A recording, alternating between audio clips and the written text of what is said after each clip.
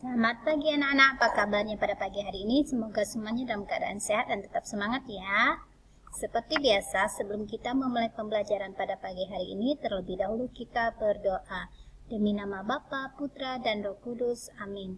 Bapa kami yang ada di surga, dimuliakanlah namamu.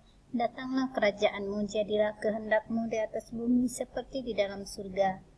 Berilah kami rezeki pada hari ini dan ampunilah kesalahan kami, seperti kami pun mengampuni yang bersalah kepada kami. Dan janganlah masukkan kami ke dalam pencobaan, tetapi bebaskanlah kami dari yang jahat. Amin. Demi nama Bapa, Putra, dan Roh Kudus. Amin. Oke anak-anak, pada pagi hari ini kita mempelajari tema 8 tentang keselamatan di rumah dan perjalanan, subtema 3, aturan keselamatan di perjalanan, pembelajaran yang keempat. Nah, dalam pembelajaran yang keempat ini ada 3 mata pelajaran yang kita bahas. Yang pertama yaitu pelajaran bahasa Indonesia dengan materinya penggunaan tanda baca titik. Yang kedua, pelajaran seni budaya dan prakarya dengan materinya bahan alam, dan yang ketiga, matematika tentang konversi waktu. Yuk kita pelajari sama-sama. Yang pertama adalah pelajaran bahasa Indonesia penggunaan tanda baca titik. Nah, anak-anak pelajari contoh penggunaan tanda baca titik di bawah ini ya. Kita lihat sama-sama. Ibu dan Tika akan mengunjungi kakek. Kakek Tika bernama W. Raharjo. Nah, W titik Raharjo. Rumah kakek W titik Raharjo berada di Jalan Ayani. Ibu dan Tika pergi mengendarai mobil. Mereka selalu mematuhi peraturan lalu lintas. Nah, itu namanya disingkat ya, nama depannya lalu disingkat menjadi W titik Raharjo. Nah, kalau nama jalan juga diberi titik ya, jalan titik, ini nama jalannya Ahmad Yani. Nah, A-nya disingkat ya, disingkat menjadi A, Ahmad Yani. Nah, seperti itu. Itu penggunaan tanda baca titik pada nama orang, singkatan nama orang dan jalan ya. Lalu sekarang pelajaran seni budaya dan prakarya dengan materinya bahan alam. Bahan alam mudah untuk didapatkan. Kita dapat memperoleh bahan alam di sekitar kita, seperti pelepah pisang dan biji-bijian termasuk bahan alam. Pelepah pisang dan biji-bijian dapat digunakan untuk membuat hiasan. Nah, banyak sekali bahan alam yang dapat kita peroleh di alamnya, seperti ranting, daun kering, daun segar, dan lain-lainnya ya yang ada di alam. Dan kita bisa mendapatkan bahan alam tersebut di alam seperti kerang di pantai. Nah, itu juga dari alam yang bisa kita buat berbagai macam dengan kerajinan. Nah, anak-anak perhatikan, ini adalah contoh pelepah pisang. Nah, pelepah pisang ini dibuat berbagai macam keterampilan ya, dikeringkan. Nah, lalu dibuatlah. Nah, anak-anak perhatikan di sini ada untuk kotak tisu. Nah, cantik ya. Nah, ini dijadikan kerajinan. Nah, pelepah pisang itu sebelum dibuat kerajinan itu dikeringkan dulu. Nah, anak-anak perhatikan di sini berbagai macam keterampilan yang sangat bagus ya dari pelepah pisang. Nah, talinya ini juga dari pelepah pisang, diikat-ikat lalu menjadi tali ini. Nah, perhatikan anak-anak di sini. Dan biji-bijian ini biasa anak-anak buatkan kolase ya.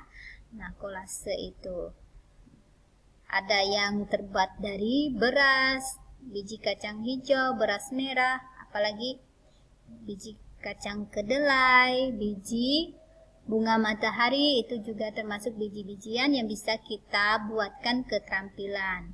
Nah, ini contoh bunga ya, bunga yang terbuat dari biji jagung. Biji jagung, habis itu ini potnya dari biji kedelai.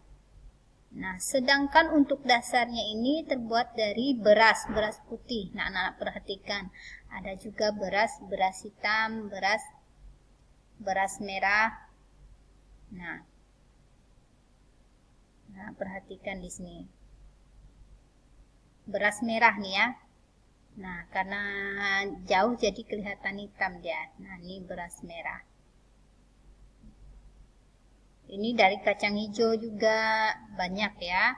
Nah, biji-bijian itu bisa kita buat dengan berbagai macam keterampilan. Kita beri lem, maka kita taburkan sesuai dengan sketsa yang sudah kita buat.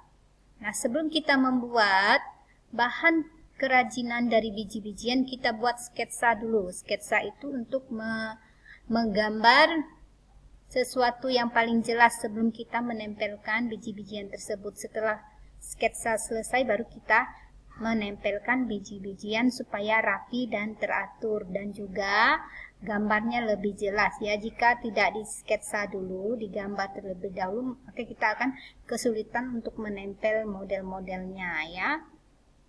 Nah, anak-anak perhatikan ini. Sekarang pelajaran matematika dengan materinya konversi waktu. Susi mendapat tugas menghias benda. Tugas itu diberikan tanggal 5 Agustus 2020, lalu waktu mengerjakan selama 2 minggu. Nah, tugas dikumpulkan pada tanggal 19 Agustus. Nah, anak-anak biasanya diberi tugas yang lumayan berat ya, seperti membuat keterampilan dari kolase atau dari kain flanel. Biasanya bu guru beri waktu 1 minggu. Nah, itu bisa anak-anak konversikan waktunya ya. Nah, bu guru memberi waktu contohnya pada hari Senin ini. Nah, hari Senin ini tanggal berapa? Nah, hari Senin ini nanti dikumpulkan lagi Senin depan, seperti itu. Jadi waktunya 1 minggu ya. 1 minggu. Sekarang itu tanggal 10 Mei, maka anak-anak mengumpulkannya pada tanggal berapa?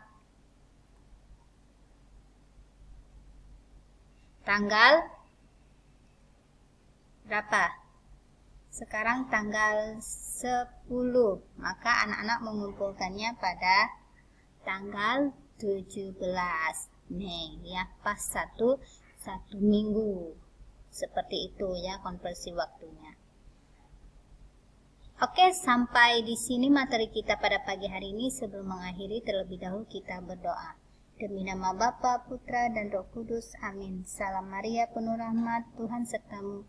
Terpujilah engkau di antara wanita, dan terpujilah buah tubuhmu Yesus. Santa Maria, Bunda Allah, doakanlah kami yang berdosa ini sekarang dan waktu kami mati. Amin.